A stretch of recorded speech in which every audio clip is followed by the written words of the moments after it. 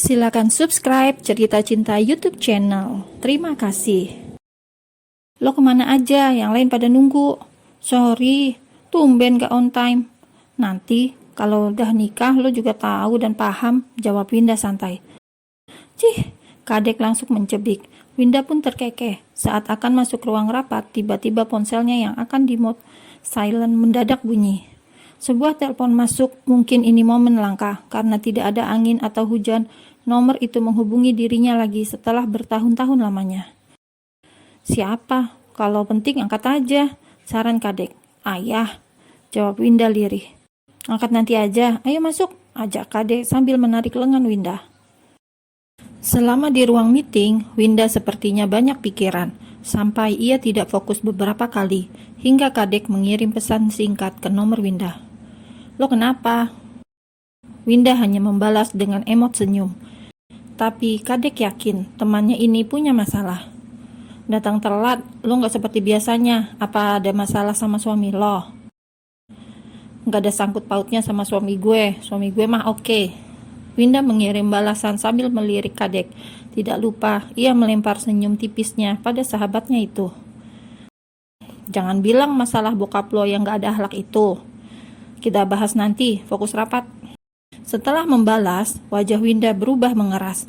Entah mengapa, ia merasa tidak nyaman dan sangat terganggu sekali. Padahal dulu telepon dari ayahnya adalah sesuatu yang ia inginkan. Tapi setelah penolakan mereka, membuat Winda memendam rasa sakit dalam hatinya. Tidak terasa, meeting akhirnya selesai. Saat semua pergi, hanya menyisakan Winda dan Kadek.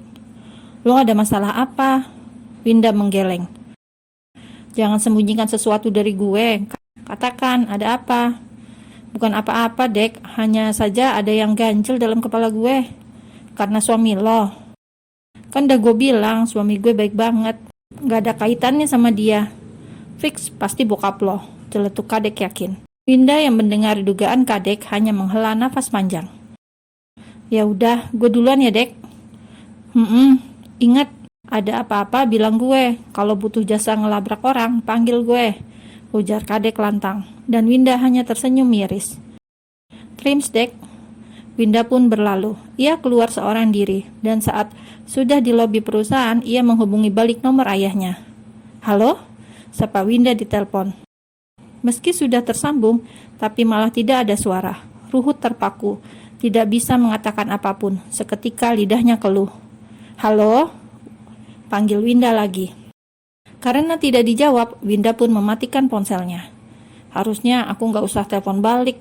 Batin Winda kemudian memasukkan lagi ponselnya ke dalam saku bajunya. Wanita itu pun kembali fokus bekerja. Kalau penting, pasti ayahnya itu menghubungi lagi, pikirnya. Baru pukul 3 sore, ponsel Winda dipenuhi spam chat dari Kavi. Pulang jam berapa? Aku bosan sendirian. Sepertinya aku gak sanggup kalau 6 bulan. Bisa didiskon kan? Sibuk ya? Winda, aku OTW sekarang. Winda tersenyum geli membaca chat beruntun dari suaminya itu. Ia tadi fokus kerja. HP masuk laci. Begitu diperiksa, banyak chat dari Kavi. Pukul 4 sore, mungkin macet karena jam 4. Kemudian baru Kavi telepon sudah ada di lobi. Sayang, turun, aku sudah ada di lobi. Bentar ya, aku beresin meja dulu, ucap Winda di telepon. Klak. Saat Winda membereskan berkas di mejanya, Kadek datang. Mau pulang?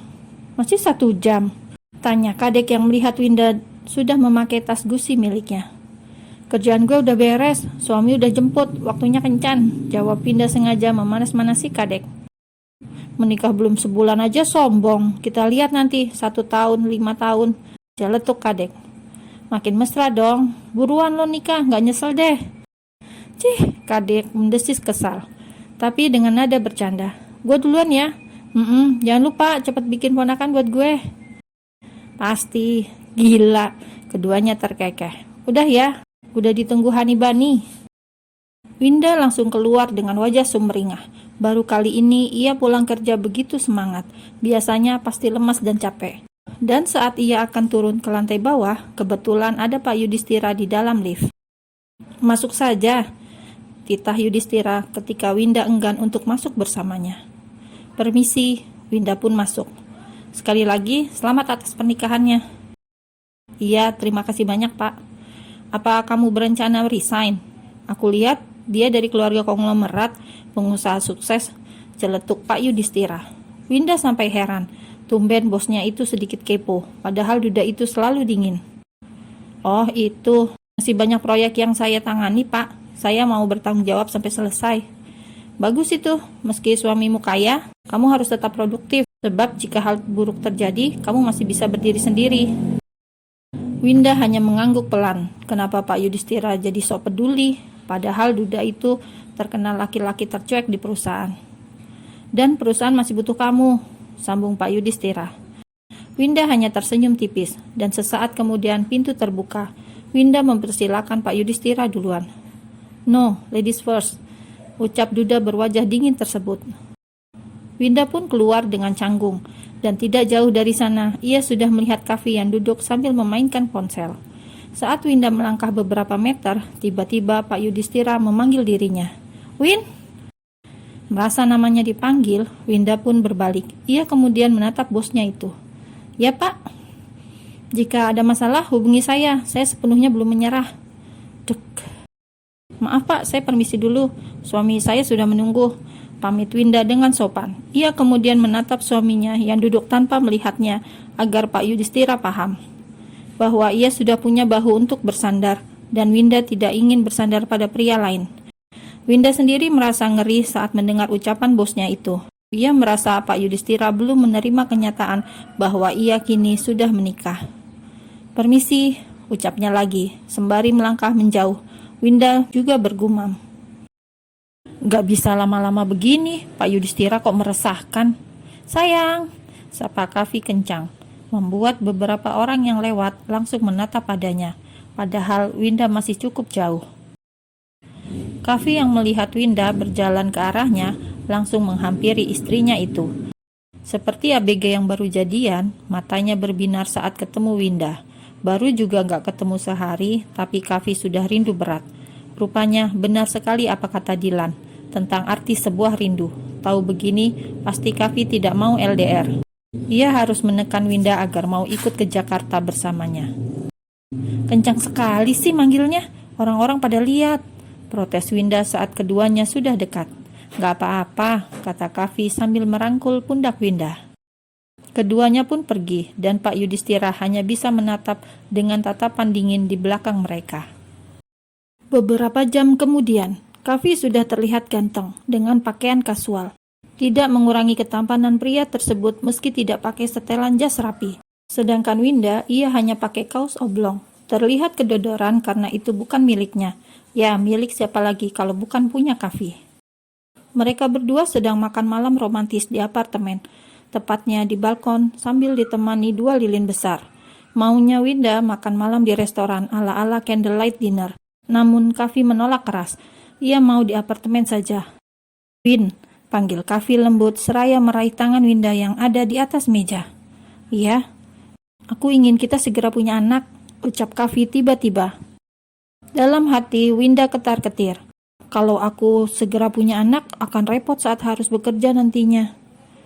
Kamu tahu kan, kakak pertamaku kembar. Semoga nanti anak kita juga bisa kembar. Kembar? Apalagi kalau kembar? Bisa-bisa aku harus resign, pikir Winda. Win, malah melamun. Bagaimana? Mau program bayi kembar nggak? Pasti sangat menggemaskan. Winda menatap Kavi dengan bingung, kemudian mulai bertanya. Kamu mau kita langsung punya baby? Kita baru menikah, baru ketemu setelah beberapa tahun pisah. Tidak mau bersama menikmati quality time dulu? Kavi tersenyum tipis. Aku ngelakuin hal itu sama kamu selain karena nafsu, juga karena pengen cepat-cepat punya keturunan, sayang.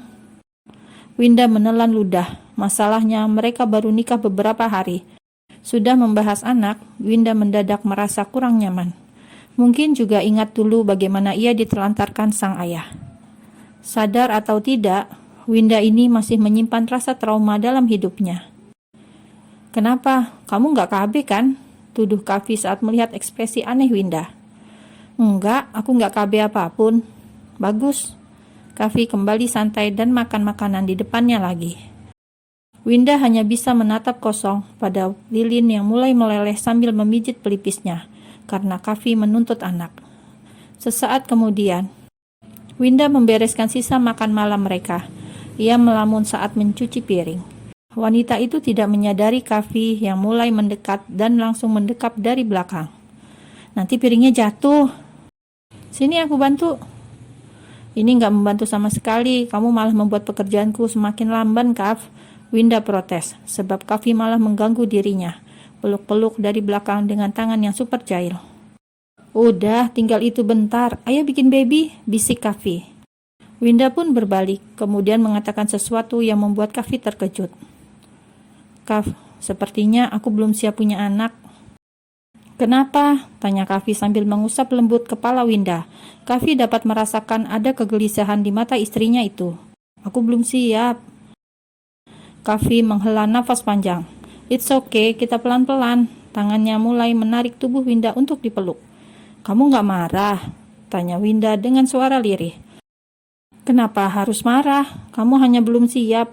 Bukan berarti tidak mau. Lagian kita juga baru menikah. Tenang saja. Kamu itu wanita yang paling beruntung karena memiliki suami sepertiku, suami paling pengertian. Ucap Kavi memuji dirinya sendiri. Gombal, celetuk Winda kemudian mempererat pelukannya. Kavi pun terkekeh, kemudian mengecup puncak kepala istrinya itu. Ya, mungkin ia terlalu cepat. Ia harus lebih bersabar, karena Kavi sudah tahu bagaimana sejarah keluarga Winda yang tidak biasa tersebut. Rasanya terlalu sia-sia jika ia marah atau kecewa saat ini, karena itu tidak sebanding dengan apa yang sudah mereka berdua lewati bertahun-tahun. Toh Winda tidak KB, asal ia rajin pasti benihnya akan tumbuh. Begitulah yang ada di dalam benak pria tersebut.